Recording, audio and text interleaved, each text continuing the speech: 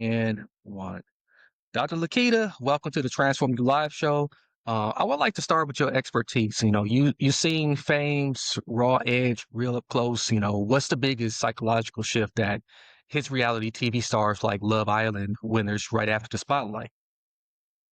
Thanks for having me. So I think there are a few Absolutely. things that reality TV stars sort of encounter after they have finished their stint in television. And one of them is just judgment.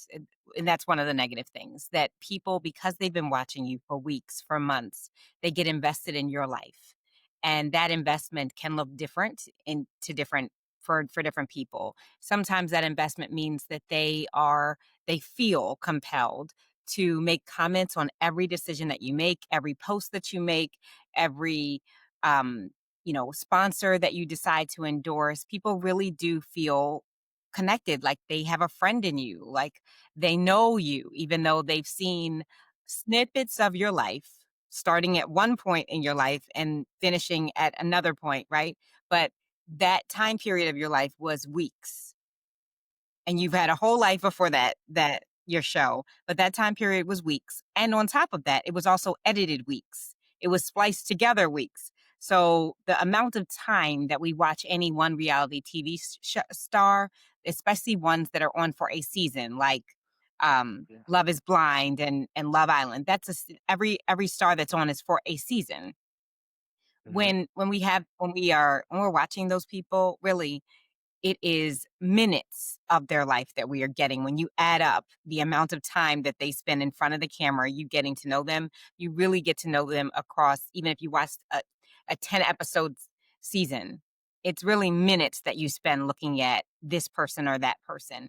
And yet, Yeah. because we believe that we have this comprehensive view of them and we're hearing them talk, we're hearing their thoughts, we're looking at their behaviors, they're explaining their feelings, we tend to believe that we know them. So, judgment coming from all directions is one of the negative parts of being on a reality TV show.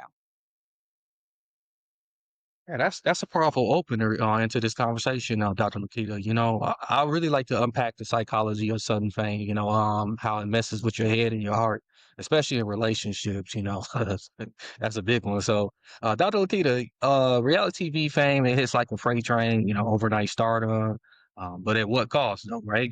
So for folks searching psychological effects of certain sudden fame. What is the first emotional fallout you see in stars like Love Island winners, and how does it strain their relationships? A lot of times, what I see is pressure to make the relationship that started on the show work because people are rooting for you. And we all, and some, many of us, have experienced that pressure just in our own lives, right?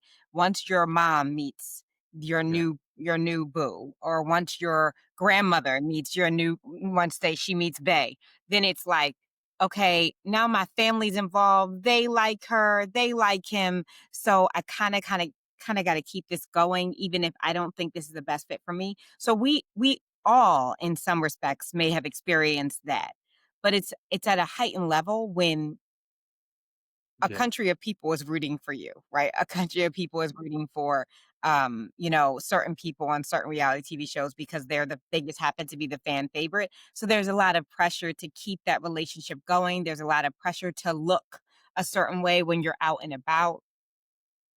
There's just pressure. There's a lot of pressure to be the perfect relationship and to not have problems, and that's why I think sometimes we see people fight so hard, even when when the country people viewers are saying he's not telling you the truth. And I'm thinking of several couples in particular. yeah, He's not telling you the truth, or she's cheating on you, or she's really not being kind to you. This is a red flag, right? People all over the country will be saying, like, what's happening? Why aren't you seeing this? And I think the response to why they're not seeing this is because they truly want it to work, because everybody is yeah, rooting for them and because they already are invested.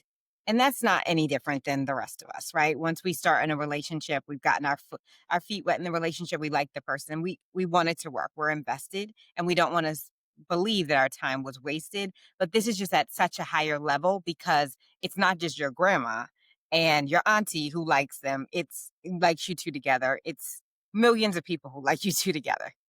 Yeah. And that's an excellent illustration on how we can like, scale that down to like really grabs a grips of like, what's really going on.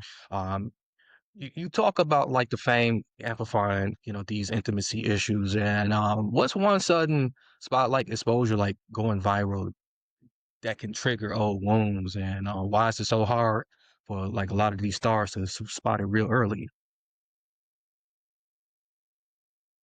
I think one of the difficulties is that people really are not before they go on reality TV, they're really not, held accountable for their words and their actions as they Mhm. are in real life, right? In real life, you say something Yeah. stupid in front of a group of friends at a cookout, and they're like, "That was stupid. Why would you say that?" Or "That doesn't make any sense." Or "You know that was sexist, right?"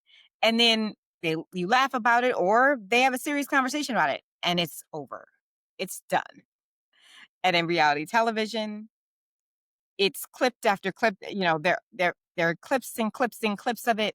There are remix of it where remixes of it where people are sharing like, "This is what he said, and this is my response." It doesn't it can feel like it won't end.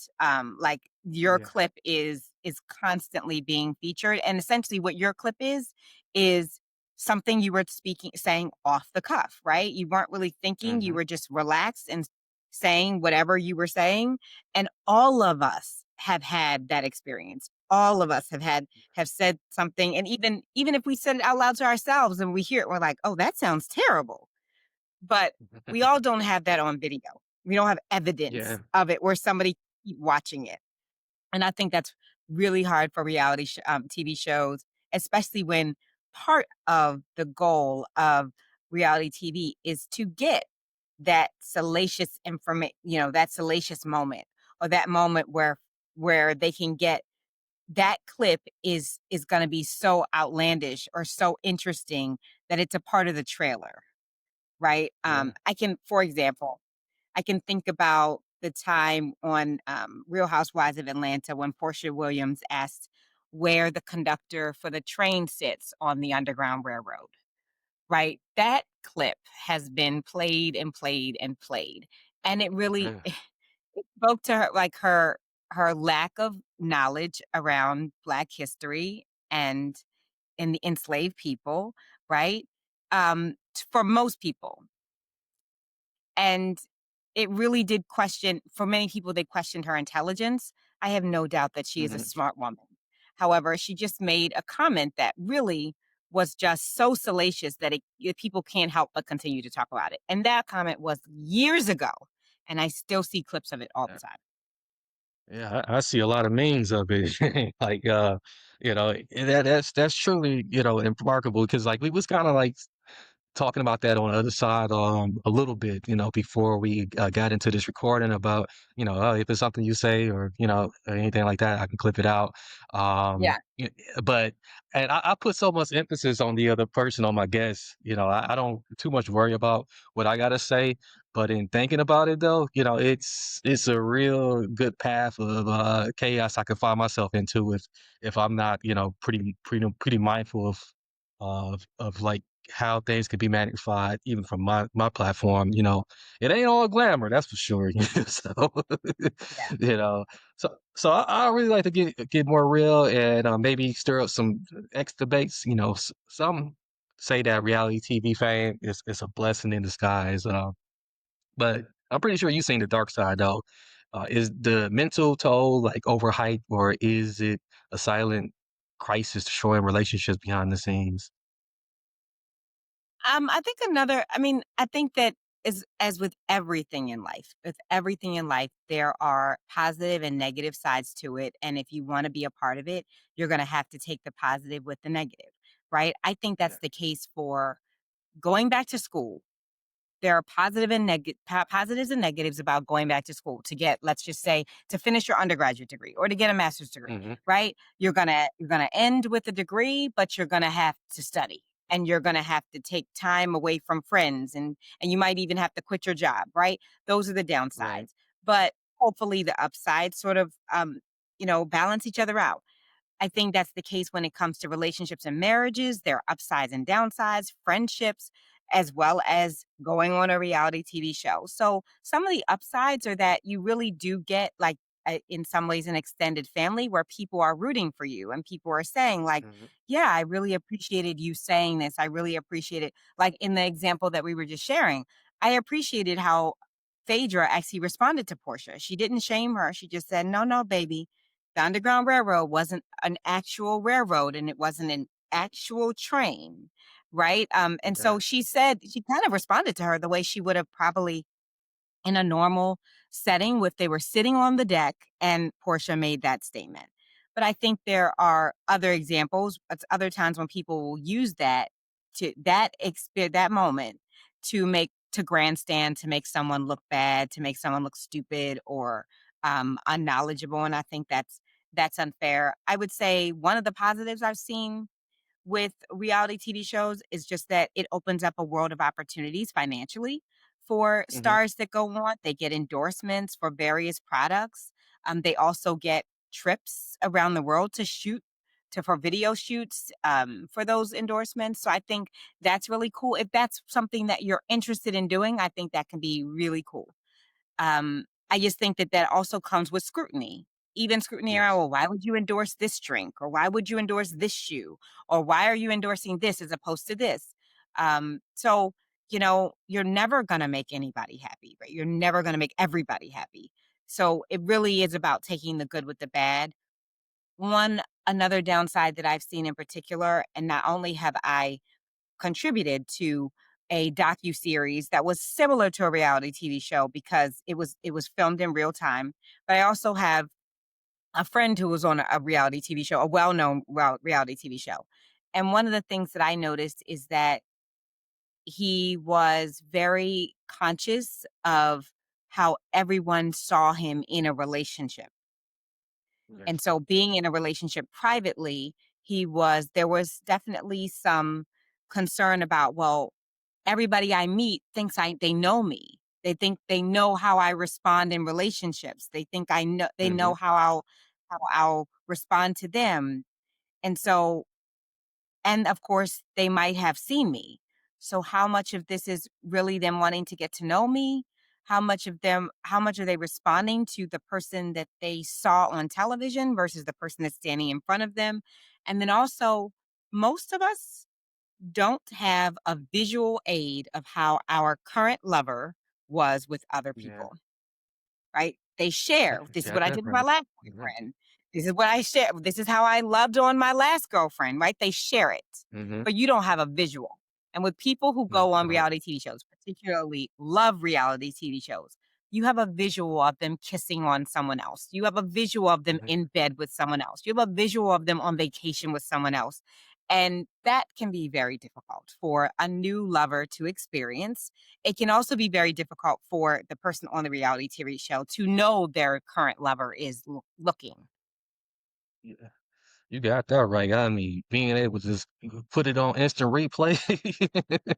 Oh, man, Yes, that like, that "Oh, would you that did this?" that will, like I can imagine how that would affect people. Yeah, like, "Oh, you did Yeah. this in Puerto Rico with your on Love Is Blind." Okay, Yeah. so when we go, what are you doing with me, right? Or I don't want you to do Mhm. that with me because you already did that with somebody, right? And again, people might say that in regular relationships. They might say, Yeah, "Well, they I don't will. wanna go horseback riding because you went Yeah. horseback riding with your last girlfriend." But again, that's something that they have been given information about. They can't just find the Yeah. information, right? You said, "I went horseback riding with my last girlfriend when we went to Jamaica." So then your new girlfriend might say, "Well, I don't want to do horseback riding." She might not, but she might say that. Right. It's another thing for her to be able to go on IG or to go on YouTube and watch you horseback riding with someone else. Yeah, Dr. Keita, you really unmasking the real cost of fame, and I love this conversation. You cooking as they say. So I want to shift to like how these shows shape culture and media, why we're so hooked to them, and what it says about us. Particularly. So shows like Love Island, I keep referencing that, but there's other shows too. Reflect or maybe even shape how we consume media and view celebrity culture. What's one cultural dynamic that these shows tend to amplify, like the obsession with instant fame, and why is it so addictive for our hope seekers and chaos fighters out there? Voyeurism. We love to look at what other people are doing. We love to Mhm. know how other people behave behind closed doors. And all of those TV shows give us a look at that, right? I don't know about you, but at night, if I'm driving down a residential street and someone's blinds are open, I want to know how their living room is arranged, especially if it's in my neighborhood, right? And we Yeah. happen to live in a house similar, right? Oh, you have your chair over there. Oh, your fireplace is on the opposite wall of mine. I would love it if mine was where yours was, right? Like, it's just we want to know how other people decorate. We want to know how Mhm. other people organize their pantry and the little gadgets they have in their homes. It's no different with reality TV shows. We want to know how people manage um, fights. We want to know how Yeah. people escalate. We want to know how they make up, right? We want to know how long they're upset. We want to know what's their reaction when they are super hurt. Do they walk out? Do they blow up? Do they how long do they cry? How hard do they cry? How much are they invested in this relationship? We want to know how other people engage their private lives, and that is why these shows are so fascinating.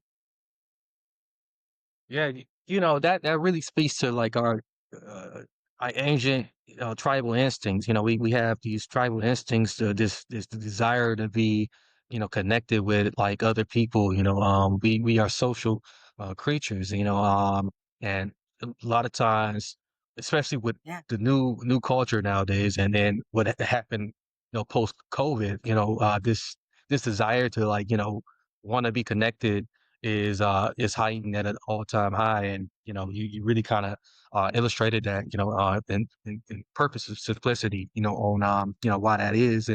And you being on A&E's the stream Road Rangers. Real talk though, how does being in media spotlight change how stars tend to see themselves, and what's the psychological hook that keep viewers coming back for more drama? You really connected the dots for that.